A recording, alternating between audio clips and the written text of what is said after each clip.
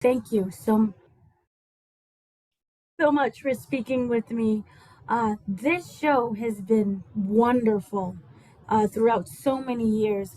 What I really wanted to know is, the good fight has always been taking place during political unrest from the very first season to now. And so I wanted to know what was the importance behind incorporating the protests, the ongoing protests throughout the sixth season.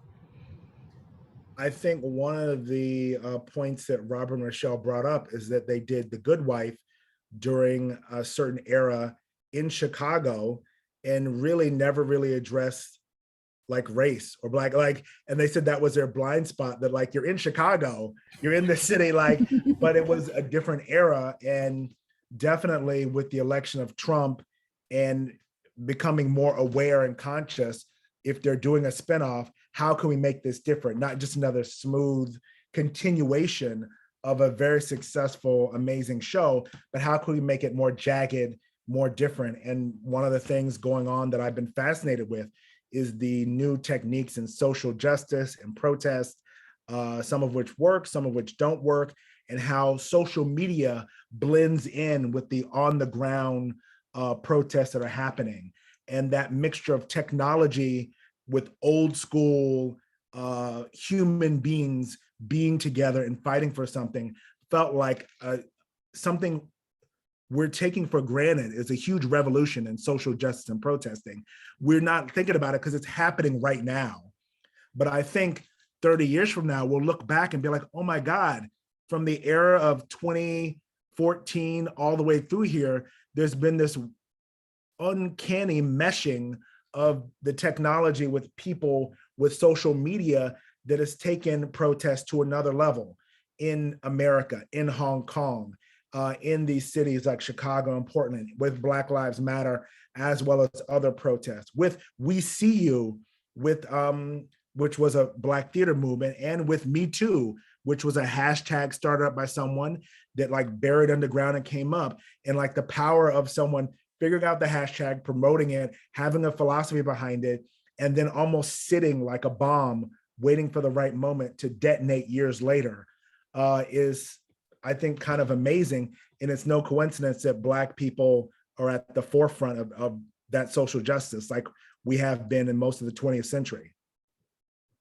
Know there's the incorporation of the collective, and while we don't know the full details of what it is they do, I wanted to know if you could talk about how that idea came into being, the inspiration behind that, and why was it Jay that was chosen for that character to explore that as opposed to someone else. We wanted to explore, that's a great question. We wanted to explore what if the Black Panther Party had been allowed to thrive? And then also, so much of the Democratic Party and the left is about, it's about incompetence and like not fulfilling the thing. So this was a little bit of wish fulfillment. Like, what if we had extremely competent people in the midst of all this chaos and muddled philosophies and muddled psychologies and viewpoint the Democratic Party has, because it's a big tent. What if you had this movement that was just like a knife through butter, like a hot knife through butter, and just getting things done, how that would mix with the usual gray area that the good fight operates in. And so that was the impulse. And whenever we started, slacking off or going back to our gray ways of like nuance, we'd always be like, okay, it could be nuance, but these people are competent. Like, remember, they're good at their job, and they happen to be liberal. And so we thought that would be thrilling to see, because it does exist in the past, and a lot of that's been buried or destroyed. And also, I really want to say thank you for creating characters that are not a monolith. With Julius Kane, for example, that was like, whoa, that episode where he revealed himself is like, yeah, I voted for Trump, was like, oh my God. But you tackled that. Can you talk about what it was like being in that writer's room to tackle Julius Kane coming out and being, I voted for Trump, and the backlash that, the other characters kind of had, and him having to face that? I mean, personally, I grew up in a Black Republican household. So Julius Kane is my father. Now, granted, at a certain point, my parents aren't crazy at like the mid 90s. They're like, we can't do this anymore. Like we're trying to see the light, but it's so hard with the right wing's race baiting and dog whistles and policies economically that clearly don't work.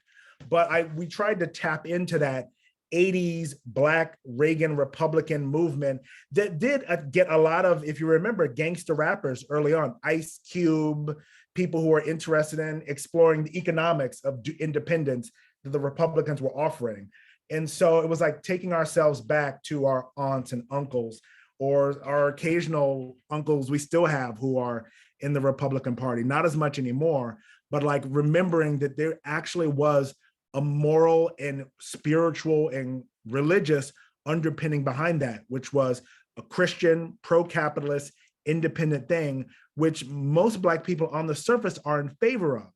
We know, of course, that really is just a manipulating front for what Republicans really want to do, which is to give money to monopolies that are 99% white to control individuals. But on the surface, it kind of fits some very basic values that a lot of Black people who are church going have, which is like clean streets, good job, take care of your kids.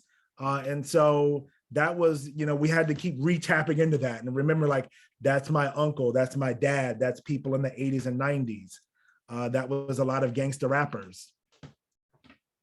Oh, also with Richard introducing for this season, it seems to me, he represents the changing of the guard.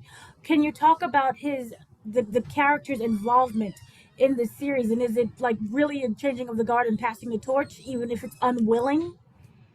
It is definitely a changing of the guard, and just as Liz is getting comfortable, she's hit with this change on the side. But it was actually a conversation early on, joking before the room started. And I started talking about, I saw a Tyler Perry movie this weekend, and I started talking about Tyler Perry. And I'm like, it's kind of amazing because this doesn't fit the aesthetics of what is good and appropriate, but he's carved out something, and he has devout loyalty. If you are a Black person who works in crew in Florida and Georgia, odds are you got your union card working on a Tyler Perry show or movie. That's just it. So like, how am I, as some like overly educated liberal, going to criticize him for doing something that is more revolutionary than necessarily making a good movie or a good TV show, which is getting Black people in positions of power, getting them in unions. And so we started talking about someone who has very, very strong faith in Christianity, but is a uber capitalist, and also has a prayer circle, and then is like, let's go kick ass. And then the other person we fused that with was Little Richard. So Little Richard, same thing. He was a reverend, he was a priest, all these ordained, and he's one of the founders of rock and roll. So someone who has an enormous appetite, an enormous lust, and it does not conflict at all with his Christianity in his mind. And so we don't see characters like, because usually it's like they're Christian, but then they're hypocrites, or they're like, but someone who's like, no, I will openly do both of these things at the same time, and they do not contradict each other. We thought it was an amazing chance, and we got Andre to do it, which was fantastic, and we couldn't pass up the opportunity. But I'm fascinated by characters like that who are so huge, they break the mold of traditional morality and break the mold of what is considered a religious person. And you sort of get sucked into their vortex when you understand their philosophy and their way of living. You go like, oh, you're living on a different plane.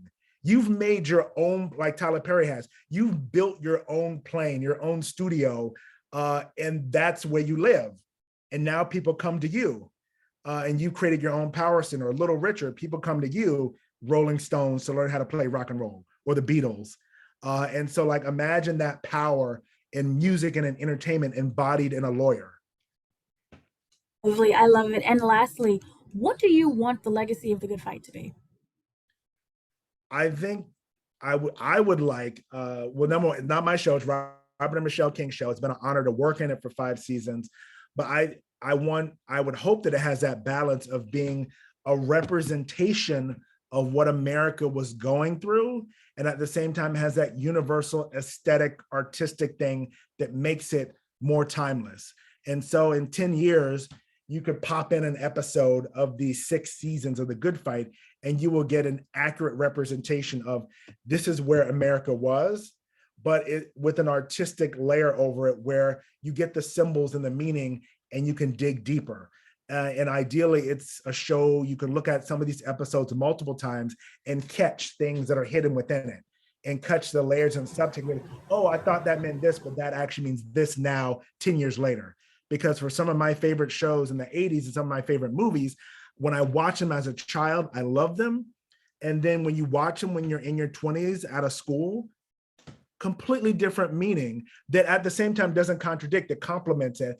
And now watching them, you know, in my 30s or 40s, another layer. And then you return to the art again and again, and sort of stacking layers of reality and understanding on top of it is what I hope people would do. Thank you so much for speaking with me. I truly love this series so much. Thank you, Dana. No, we love it.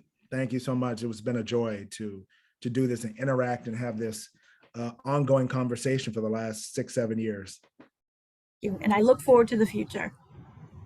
So do I. Thank you, Dana. Thank you.